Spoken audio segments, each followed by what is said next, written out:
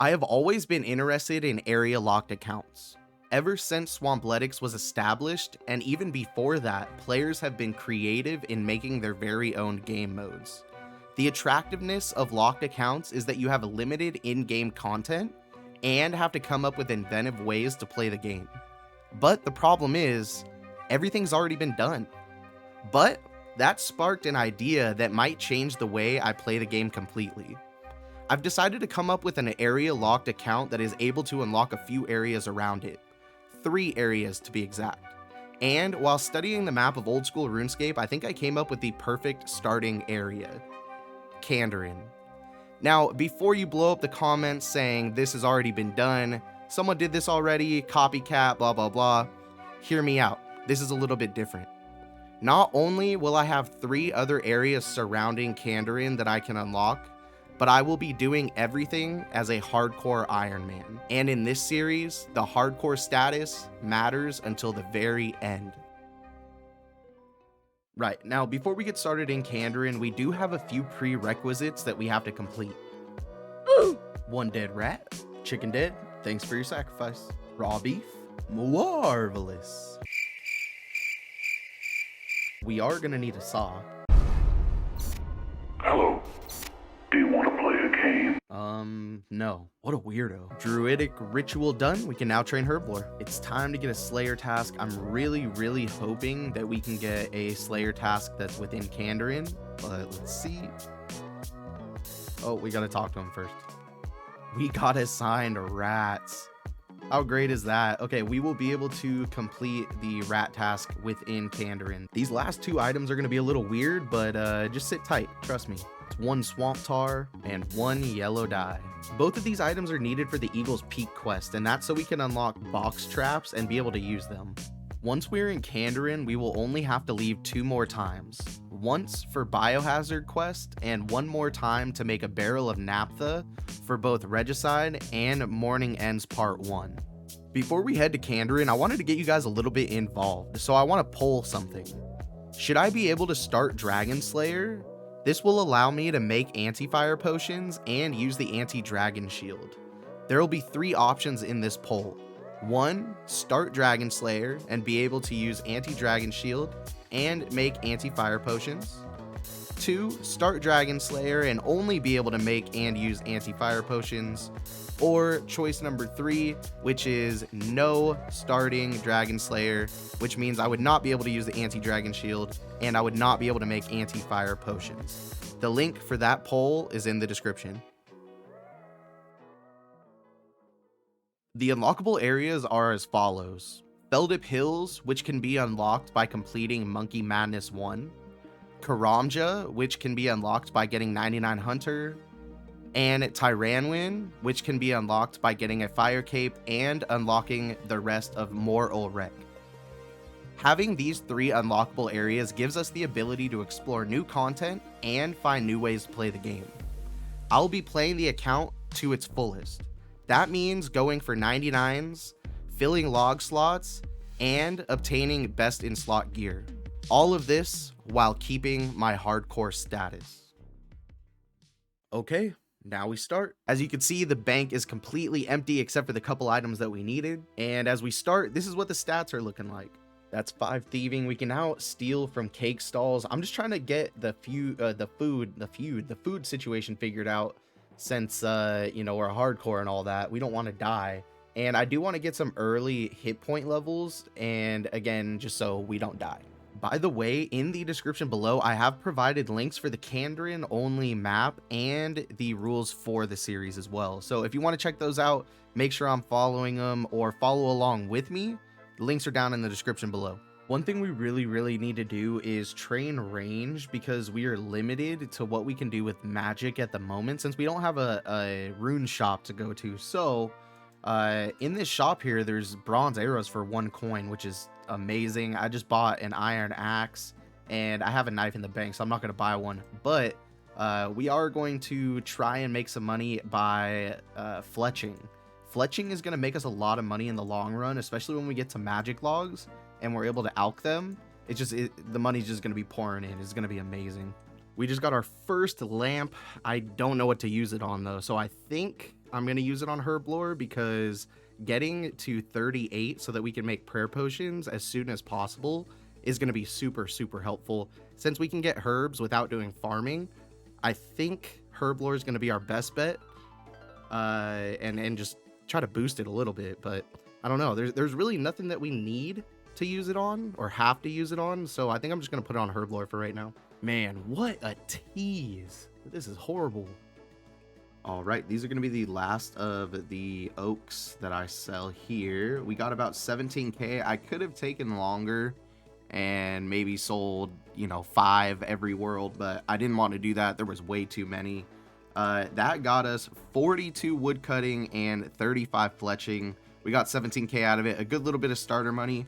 I'm going to go to the range shop, but before we do that, I need to get 10 crafting. That's way I can make bowstrings, and we can make a willow bow.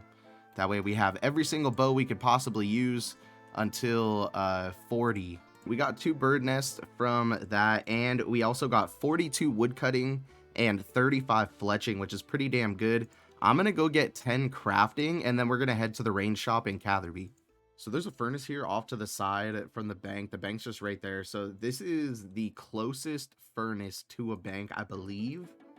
If I looked correctly, at least in this area. And this is what I'm going to be doing to train my crafting. We need to get 10 just so we can make bowstrings, so I can make a willow short bow. And yeah, and then we'll be able to make a maple short bow as well, which will be nice. We'll have our bows sorted out, and 40 range should be easy. We'll train that on chickens. We'll get the feathers from the chickens, and the range shop is pretty cool. I was looking at it on the wiki, and I'm gonna show you guys here in a second. Isn't this nostalgic? Making bowstring out of flax like back in the day when you used to go pick flax, make it into bowstring to try to make money, and it was actually a decent money maker back then. So here we are at the Catherby range shop. As you can see, there's a lot of fletching supplies, which is great. So I'm gonna be able to make arrows when I want to, all the way up to rune. I can actually make rune arrows, which is crazy. That's gonna come in handy a lot later. Now, I'm probably just gonna buy a couple of bronze arrows, use those on chickens, get some feathers, and then make my own iron arrows, I believe. Yeah, because steel are too expensive. Iron arrows are only 2 coins. I'll be able to get a lot of iron arrows out of that, and hopefully a lot of fletching XP too. So this is pretty cool. I like this shop a lot. I know that I said that I'm going to use my lamps on Herblore, but I actually think I'm going to use my lamps on farming, because Herblore is going to be really easy to get up, and farming will be eventually. However, we are limited with the amount of places we can grow our stuff. So with that being said, I think it makes sense to put it on farming, raise that up as high as possible, grow the best possible herbs, and then get the best possible Herblore XP from that. But I can also kill things to get herbs for Herblore, so it just makes sense. A 30 range coming in. Nice.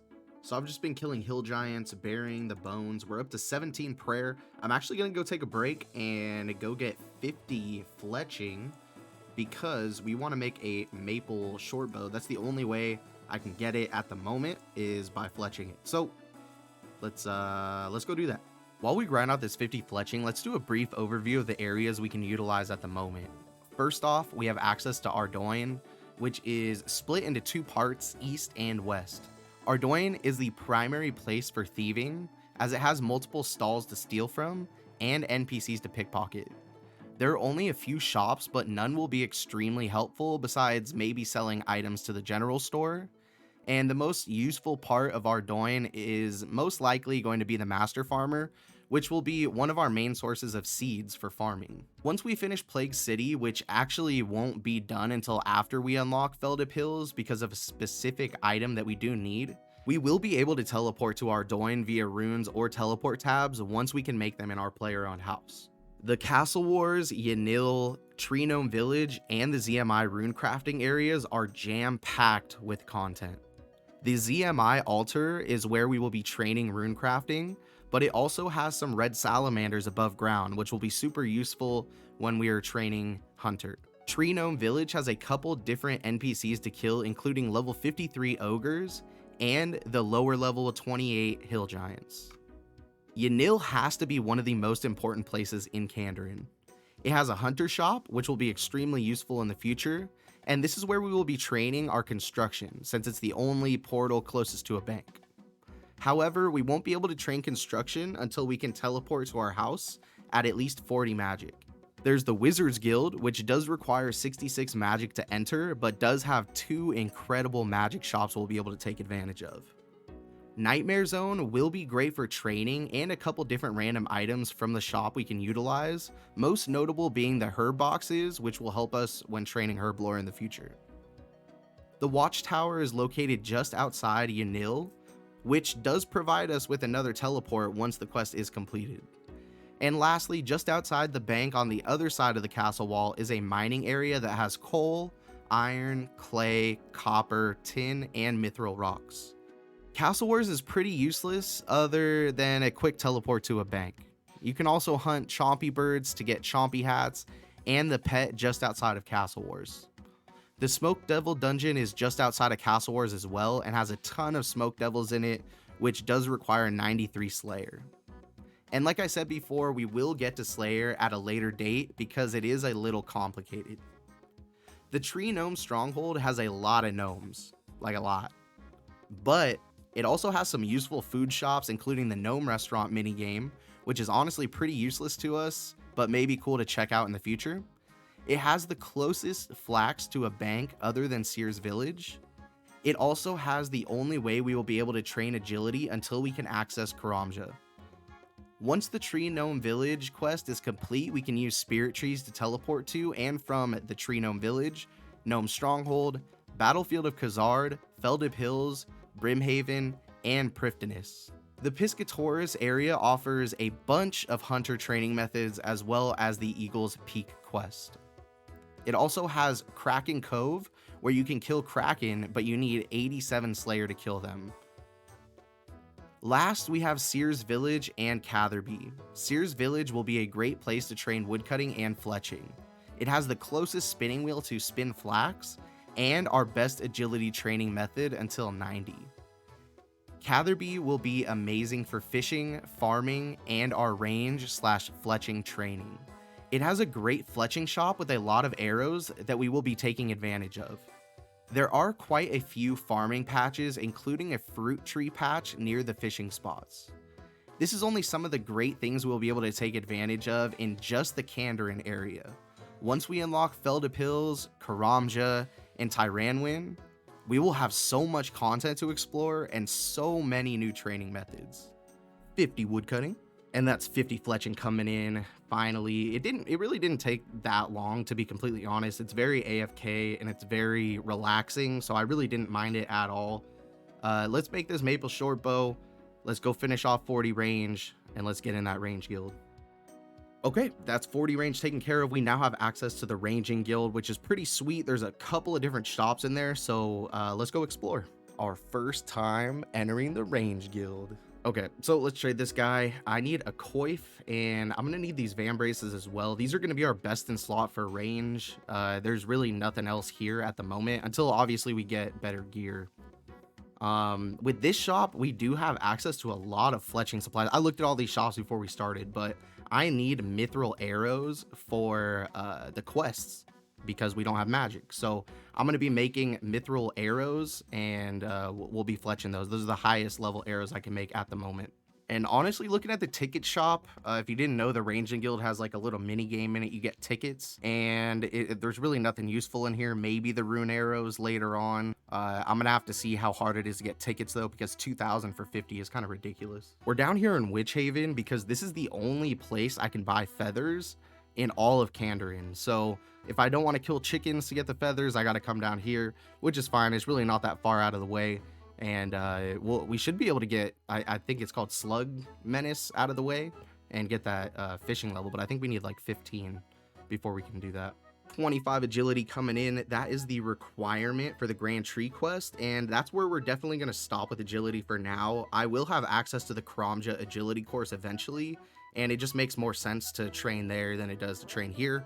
because you get tickets, you can turn in the tickets. And once we get 99 agility, we'll be able to snag a cape. Same with range. I realized that too, since we have access to the ranging guild. So this has been one hell of a fight. I actually almost died. I got hit with a 13, and then I ate. I got hit with a 12. I ate. I ran around. I got hit with a 0. I got super lucky. Unfortunately, I did not get it on recording, but I did almost die. That was scary as shit. That's Fight Arena done. 12k attack XP, 2k thieving XP, and 1k coins. And what stats do we get? 29 attack, not bad, not bad. And 21 thieving. That's really not bad either. Nice. This is a tad awkward. I kind of forgot to explain to you guys that when you do the Grand Tree quest, you do have to briefly go to Karamja. Don't worry, I'm not training any stats here. I'm going to talk to the guy, pay 1k, and we're not going to be taking anything from here either. This will be, of course, another exception because we have to do this to be able to do Monkey Madness 1. Monkey Madness 1 is an unlock for Feldip Hills, so I do have to do this step. I apologize that I didn't say it before, but yeah, we do have to do this real quick. And then the other 2 times are, I believe, I'm hoping the only other 2 times. And if you're wondering how I'm getting back, I'm just tellying out with the Castle Wars teleport because you can't take any of the gnome gliders until the quest is finished. And I'm definitely not running through Karamja to get back. So this just, it makes sense. And it just, you know, because I'm not supposed to be here anyway. This boss fight went so much smoother and was so less nerve-wracking than the fight arena was, because you literally just stand behind these rocks, you shoot the demon. I'm not even trying to pick up my arrows. The mistake I made was I tried to pick up my arrows in the fight arena, and that's what got me hit. And I thought I was only going to get hit once, but I ended up getting hit twice, and I almost died, and it was scary. So yeah, this fight's so much easier. What? Yo, no way. First try. I've never been that lucky with the rock before. It. What? All right. Well, this is going to be the Grand Tree completed after this long text we go through here. But yeah, I've never been that lucky on the Draconia rock. That's pretty crazy. 18k attack XP, 7k agility, 2k magic, and 31 agility. Nice. 15 magic. Yes. Oh, 38. Okay, that's good too. But 15 magic, you guys have no idea how good 15 magic is. How bad we needed that. And we didn't even have to train magic to do it. I totally forgot about the magic experience. Oh, that's so good. Nice. That was easy. That's Tree Gnome Village done. 11k attack XP gives us the 41 attack. Nice. We can now equip rune shit. And we use it on the thingamajig, and we get the quest completed. And that's Waterfall quest done. 13,000 attack and strength XP. That gets us to 30 strength. Nice. Adamant weapons. 44 attack. Nice. We were already 40, so nothing really new there. But yeah, that's Waterfall quest done. 43 combat. That's crazy. I just finished selling off the rest of the bows that I had fletched earlier. We got 85k, which is a pretty good amount. I'm gonna go kill fire giants because I do want to get a rune scimitar as soon as possible, because we can wield it, and we're gonna end up killing hill giants anyway, so we can bury bones, so that we can get 43 prayer. So a rune scimitar sounds like a good investment. So I'm gonna go buy some myth. I don't know if I'm gonna buy the arrows or the tips. I think I'm just gonna buy the tips and fletch them. What the fuck? I have a twin. 50 range.